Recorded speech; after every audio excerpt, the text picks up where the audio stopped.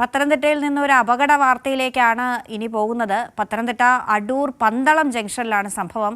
Tourist ബസ്സും private ബസ്സും തമ്മിൽ കൂട്ടിയിടിച്ചാണ് അപകടം ഉണ്ടായിരിക്കുന്നത്. അടൂരിൽ നിന്നും ഫയർഫോഴ്സ് എത്തി ടൂറിസ്റ്റ് ബസ്സിന്റെ മുൻഭാഗം പൊളിച്ചാണ് യാത്രക്കാരെ പുറത്തിറക്കിയത്.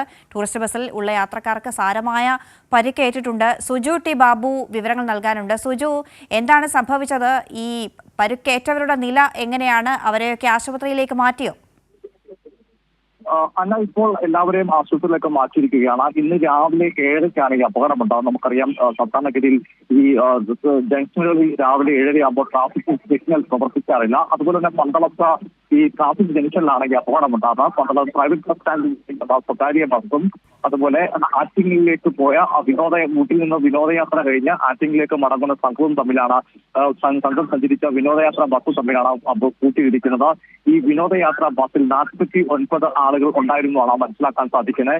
ഈ വാഹനം ഇടിക്കുകയും മുൻഭാഗം തകർന്നു പോവുകയും ചെയ്തു. ഇത്തരം ഒരു സാഹചര്യത്തിൽ ആളുകളെ ഫയർഫോഴ്സ് എത്തി ഈ ബസ്സിന്റെ മുൻഭാഗം പൊളിച്ചാണ് യാത്രക്കാരെ പുറത്തിറക്കിയിരിക്കുന്നത്. സൈഡ് ഡോർ വഴി പൂർണ്ണമായി ഇറക്കാൻ പറ്റാത്തൊരു സാഹചര്യമായിരുന്നു. എന്തായാലും അപകടത്തിൽ ആർക്കും ആദായമില്ല എന്നത് ആശ്വാസകരമായ വാർത്തയാണ്. എന്തായാലും ഇപ്പോൾ രക്ഷാപ്രവർത്തനം വളരെ വേഗത്തിൽ പന്തളത്തു നിന്നും അടൂരിൽ നിന്നും ഫയർഫോഴ്സ് സംഘം എത്തിയാണ് ഇരിക്കുന്നത്. ഇപ്പോൾ ആളുകളെല്ലാം തന്നെ ആശുപത്രിയിലേക്ക് മാറ്റിയിട്ടുണ്ട്. അന്ന, ശരി, ആളപായമൊന്നും സംഭവിച്ചിട്ടില്ല. പക്ഷേ നിരവധി ആളുകൾക്ക് പരിക്കേറ്റിട്ടുണ്ട്. അത് സാരമായ പരിക്കുണ്ട് എന്നാണ് വിവരം.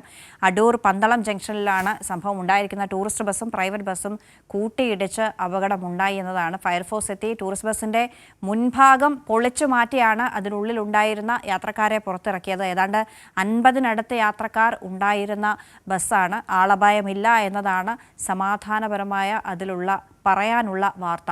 സുജു ടി ബാബു ആണ് വിവരങ്ങൾ നൽകിയത്.